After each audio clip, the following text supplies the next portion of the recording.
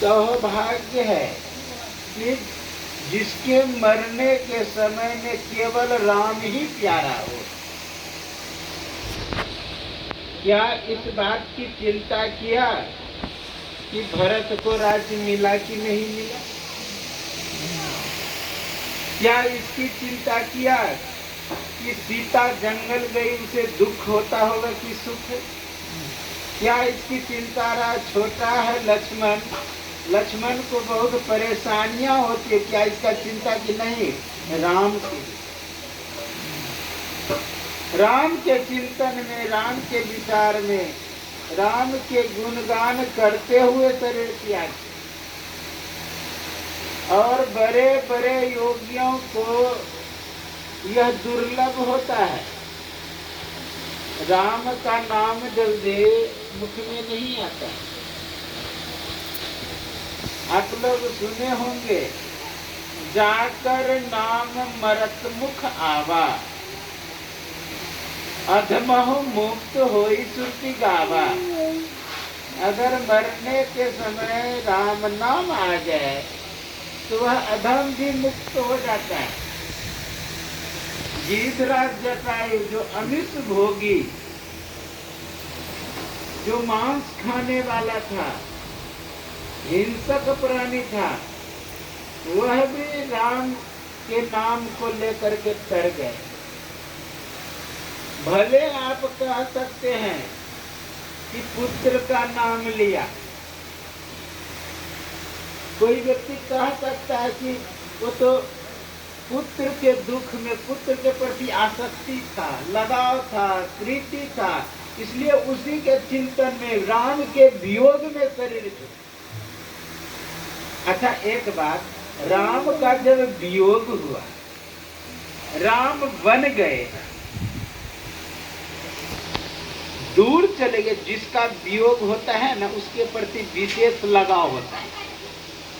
आप जानते हैं कौन है? धीरे से बोलिए। गोपियां के संग में भगवान कृष्ण रास लीला कर रहे थे, तो सभी गोपियों के मन में हो रहा था कि मेरा ही कृष्ण है।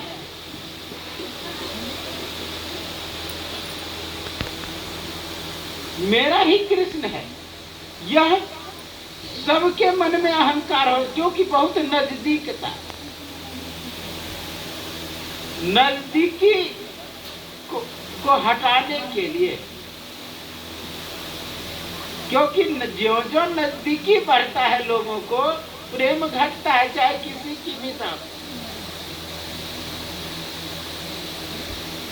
उस नजदीकी को दूर करने के लिए भगवान कृष्ण बीच से ही वियोग हो गया, अलग हो गया, दर्शन हो गया। सभी गोपियां उस तरह तड़पने लगी जिस तरह की मछली बिना पानी का छटपटाती है, तड़पती है, वह स्थिति हो गई। वह स्थिति जब हो गई, बहुत वियोग हुआ, इतना चिंतन करने लगे भगवान के प्रति कि रास लीला प्रारंभ हो गया। कोई गोपियां पुतना बनती है तो कोई कृष्ण बनता है, कोई बाकासुर बनता है तो कोई कृष्ण बनता है। इस तरह रास लीला प्रारंभ, उसी के चिंतन में, उसी के विचार में।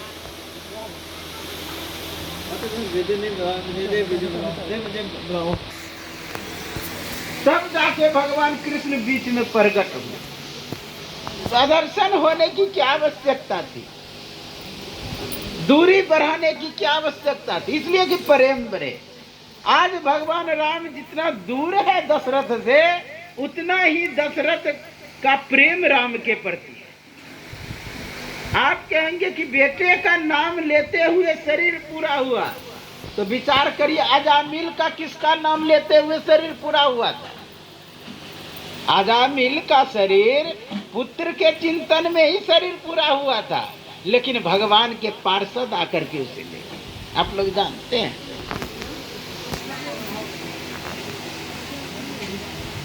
पंखा बंद कर दीजिए।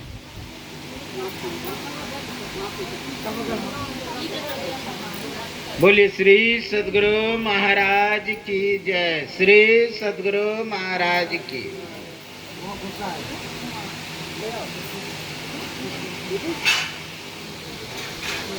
श्री सद्गुरु महाराज की जय। श्री सद्गुरु महाराज की जय।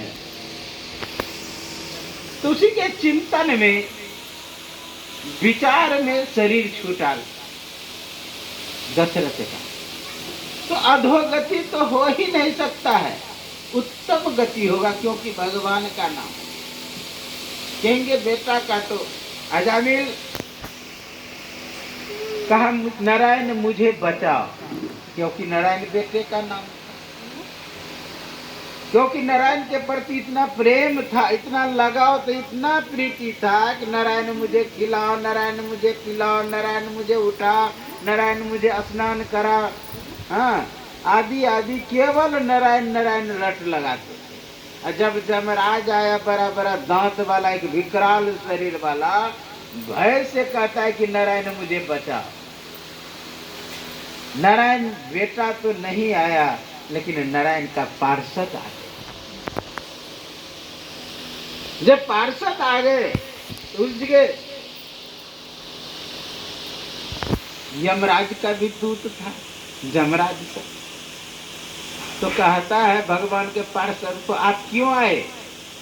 कि तुम्हें पता नहीं भगवान का नाम लिया, इसलिए इसको भगवान के धाम ले जाने के लिए आया हूं। कहा कि नहीं नहीं, इसने अपने बेटा का नाम लिया, बेटे के प्रति आसक्ति थी, लगाव था। तो भगवान के पार्षद ने कहा कि जहर जान के पिए या अनजान में पिए, वह लिक्विड काम करेगा कि नहीं करेगा? कहा कि वो तो करेगा ही। कहा कोई गोली जान के मारे या अनजान में मारे, वह घायल करेगा कि नहीं करेगा? कहा करेगा। कहा उसी तरह भगवान का नाम जान के ले या अनजान में ले, वह काम करेगा ही। भाव कुभाव किसी तरह धोखे में बर्राई के मुख से निकले नाम, वाको पक्की पेत्री मेरे तन को चाम। धोखा से भी भगवान का नाम आ जाए तो उत्तम गति होगा। कहा एक मरते समय एक बार जो भगवान का नाम लेता है, जमराज भूल कर कभी चर्चा उसका करता नहीं। इसलिए कम बड़ी बात नहीं है, सब छाड़ करके, त्याग करके भगवान का चिंतन करते हुए शरीर छोड़ा है।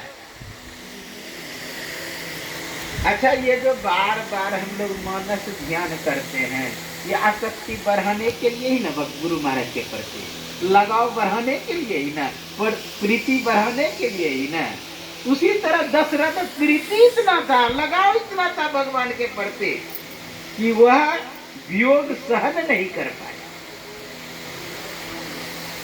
नहीं तो आज कितना गाजा में मर रहा है लोग, कितना इजराइल, अमेरिका और इराक में युद्ध हो रहा है, कहाँ हम जान दे देते हैं? क्योंकि प्रेम उतना नहीं है।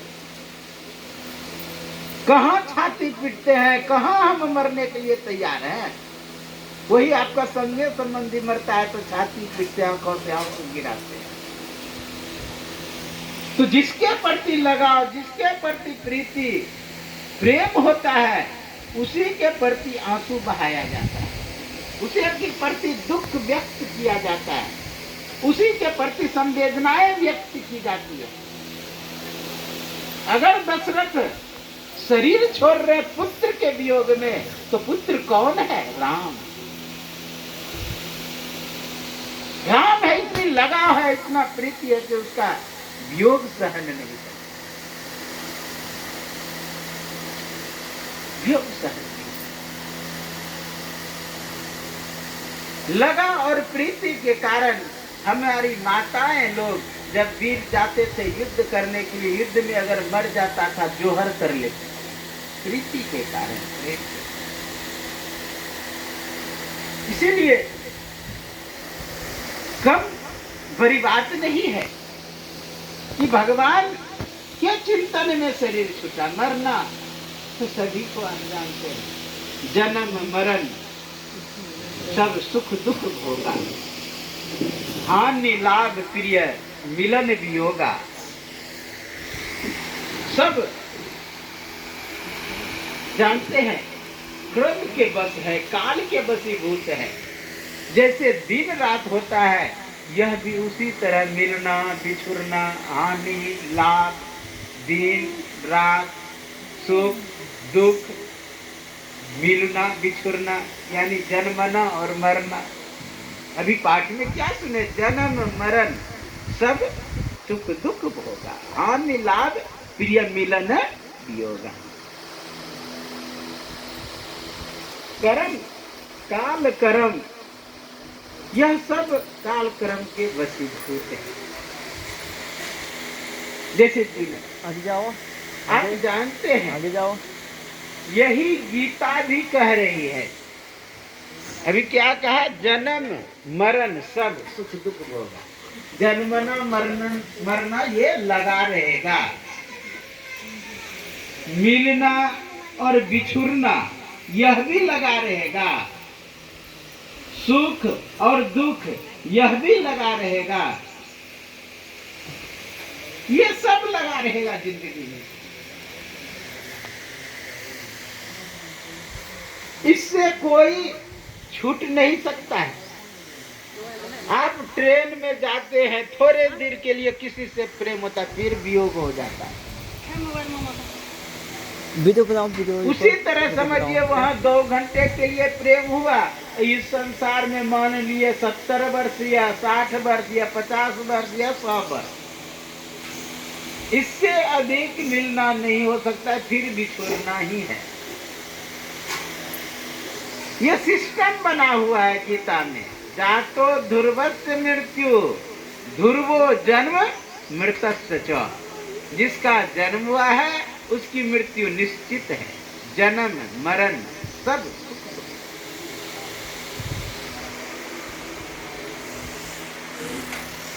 आप जानते हैं, जब